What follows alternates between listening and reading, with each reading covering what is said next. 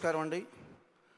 ఈ కార్యక్రమానికి వచ్చే ముందరే మా ఇంట్లో ఫ్యామిలీతో కలిసి దేవిశ్రీ ప్రసాద్ యూఎస్ షో అని చెప్పి ఏదో ఛానల్లో వస్తుంటే ఒక గంట సేపు చూసాం.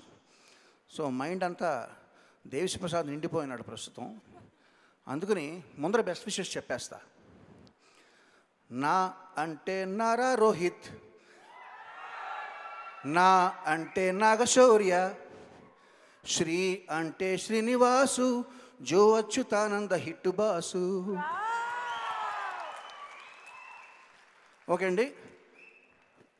దేవిశ్రీ ప్రసాద్ చాలా మంచి మిత్రుడు, మంచి చక్కటి మ్యూజిక్ డైరెక్టర్. అయితే దేవిశ్రీ ప్రసాద్ ఇంతవరకు అన్ని మైనర్ స్కేల్లో చేస్తూ ఇన్ని హిట్లు కొడుతున్నాడంటే అసలు చాలా ఆశ్చర్యపోతుంటారు రోజు. తద్భిన్నంగా మా తమ్ముడు కళ్యాణ్ రమణ మేజర్ స్కేల్లో పాటలు చాలా హాయిగా చేస్తూ ఉంటాడు. అదో జానరు, ఇదో జానరు.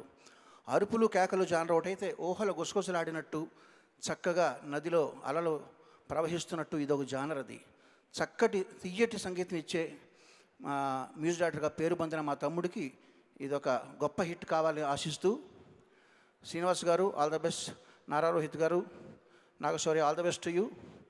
ఇక లాస్ట్ బట్ నాట్ లీస్ట్ అంటారు, ఫస్ట్ ఆయనే లాస్ట్ ఆయనే, కొర్రపాటి రంగనాథ సాయి గారు. ఆయన హృదయం చాలా మంచిది, ఎప్పుడైతే మంచిదో అది గట్టిది. జయాపజయాలను తట్టుకుంటూ ఒకే రకంగా చిరునవ్వు నవ్వుతూ సాగిపోయే ఆయన సినీ యాత్ర, సినీ జీవన యాత్ర ఇంకా కనీసం ఒక 30-40 సంవత్సరాలు సాగాలని మనస్ఫూర్తిగా కోరుకుంటూ ఆల్ ద బెస్ట్ సాయి గారు. థ్యాంక్ యూ కిరవాణి గారు. అలాగే భాస్కర్ భట్లకి ఫోన్ చేసి, ఇంత మంచి పాటలు రాస్తే ఎట్లాగు, నువ్వు రాస్తే రాసావు, మ్యూజిక్ డైరెక్టర్ అంత దుర్మార్గంగా మ్యూజిక్ చేస్తే ఎట్లాగు, ఇట్లా చేయకూడదా మీరు, తెలుగు సినిమా ఇండస్ట్రీ చెడిపోతుంది, మంచి పాటలు చేయకూడదు మీరు అని చెప్పాను. బట్ ఆ పాట వినగానే సాయంత్రం దాకా ఆ పాటే వింటూ ఉన్నాను.